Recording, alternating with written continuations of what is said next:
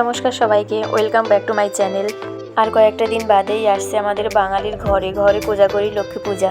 পুজোর দিনে সব কিছু রেডি হয়ে গেলেও একটা টেনশনে থাকি এই কলার খোলের নৌকো নিয়ে। তখন চলে যাই বাজারে নৌকো কিনতে, না হলে সন্ধান করি যে কে নৌকো বানাতে পারে। তো আমি বলবো ওইসব না করে যে একটা কলার খোল অ্যারেঞ্জ করো আর আমার ভিডিওটা সম্পূর্ণ স্টেপ বাই স্টেপ দেখো, তাহলেই তৈরি করতে পারবে নিজেদের পছন্দ মতো একটা নৌকো। কলার খোলটা আমি কলা গাছের থেকে বের করে নিয়েছি। এবার নৌকোটা আমি কতটা লম্বা করব সেইটা বুঝে ততটা আমি লম্বা খোলটা নিচ্ছি। কলার খোল যখন কাটবে তখন অবশ্যই কাটারি বা বটি ইউজ করো। আমার কাছে ওটা ছিল না, তাই ছুরি দিয়েই ব্যবহার করেছি। তবে ছুরিতে হাতের উপর কলার খোলটার প্রেশারটা একটু বেশি পড়ে, তো ফেটে যাওয়ার চান্স থাকে। এরপরে কলার খোলের মাথার দিকটা দুই ভাগে চিরে নেব। এই পাশটাও চিরবো আর অপর পাশটা যেটা রয়েছে সেই পাশটাও চিরবো। দুটো পাশ চেরা হয়ে গেলে মাঝখানের দিকের যে খণ্ডটা রয়েছে সেটার সামনের দিকে একটুখানি প্রেস করব আস্তে করে। আর দু সাইডের যে খণ্ড দুটো রয়েছে সেটা একটার উপরে আর একটা রেখে কলার খোলের যে উপরের পাতলা অংশটা রয়েছে এই সুতোগুলো অনেক মজবুত হয়, এইটা দিয়েই আমাদের দড়ির কাজ করবে। তো এইটা দিয়েই ভালো করে টাইট করে এটাকে বেঁধে নেব।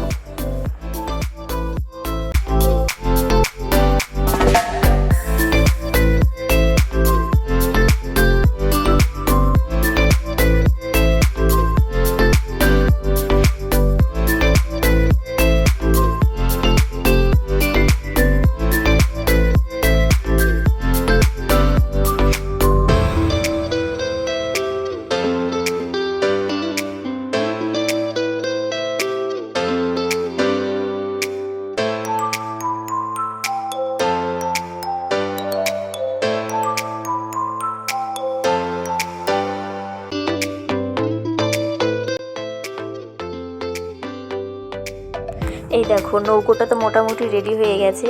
আর এটা খুব ভালোভাবে বসে, পিছনের বসার জন্য বেশ ভালো একটা স্ট্যান্ডের মতো হয়েছে, মানে এটা দাঁড়িয়ে থাকে, কোনোভাবে হেলে থাকছে না।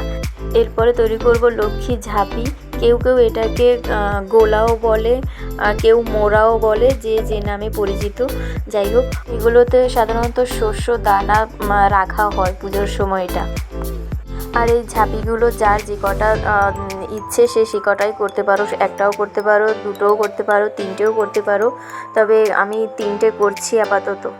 আর এই ঝাঁপি করার জন্য আমি পেছনের অংশটা পাতলা করে কেটে দিয়েছি, কারণ এটাকে গোল করে মোড়া যাবে না। আর সেই জন্য পেছনের অংশটা আমি কেটে দিয়েছি। কাটা হয়ে যাওয়ার পরে এটাকে আস্তে আস্তে করে একটু মুভমেন্ট করার চেষ্টা করব সামনের দিকে, যাতে এটা ভালোভাবে গোল হয়ে যায়। সরাসরি করার চেষ্টা করব না, কারণ ওটা তাহলে মাঝখান থেকে ফেটে যাবে। দেখো এটাকে বেশ এবার গোল হয়ে যাচ্ছে। আর এটাকে গোল করে ওই যে কলার খোল সুতোটা ছিল সেটা দিয়েই এটাকে বেঁধে নেব। আমি কলার খোলের নৌকো বানানো শিখেছি ছোটোবেলায় বাবার কাছ থেকে।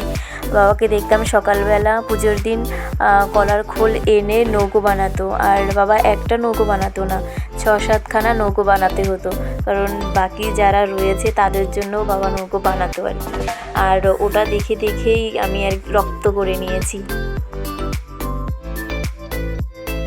ঝাঁপি তো আমার বানানো শেষ, তবে বেশিরভাগ সময় এই ঝাঁপিটাই করা হয়। আর এখন তোমাদের সঙ্গে আরও একটা ঝাঁপি বানানো আমি শেয়ার করব।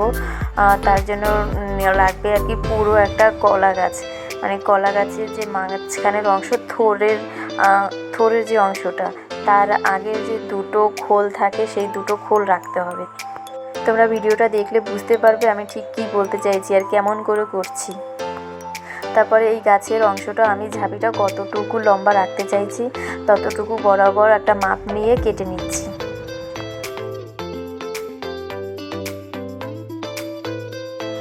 এরপরে দেখো এই যে মাঝখানে থোরটা রয়েছে, এই থোরটাকে আমি এখন এই ছুরি দিয়েই বের করে নেবো আস্তে আস্তে। তবে এটাকে বেশি প্রেশার দেবো না, কারণ মাঝখানের খোলটা তো এমনিতেই নরম থাকে, তাই ওটাকে আস্তে আস্তে করেই আমি বের করে নেব।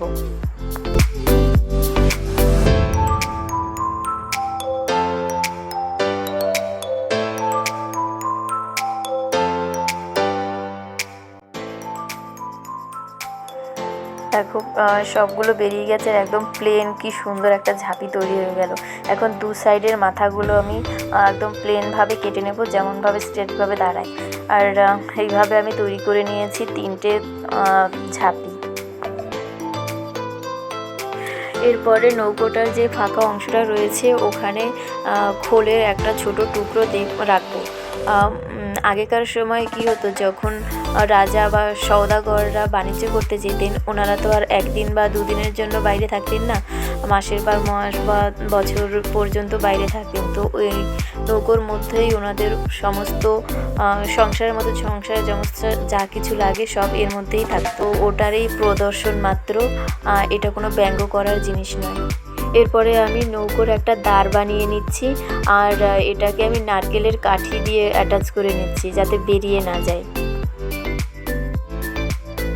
এরপরে আমি এখানে সব জাহাজের বা নৌকোরই একটা পতাকা থাকে, যে সেটা কোথা থেকে আসছে বা কিসের জন্য। তো এইখানে সেটা টাঙানোর জন্য আমি নারকেলের কাঠি নিয়ে নিয়েছি। আমার কাঠিগুলো যেহেতু পাতলা পাতলা ছিল সেজন্য আমি 2-3টে নিয়ে নিয়েছি। এরপরে আমি নিয়ে নিয়েছি 2টো কাঠি, আর এই দুটো নৌকোর 2 মাথায় লাগাবো যাতে আমার দড়ি টাঙানোর সময় সুবিধা হয়।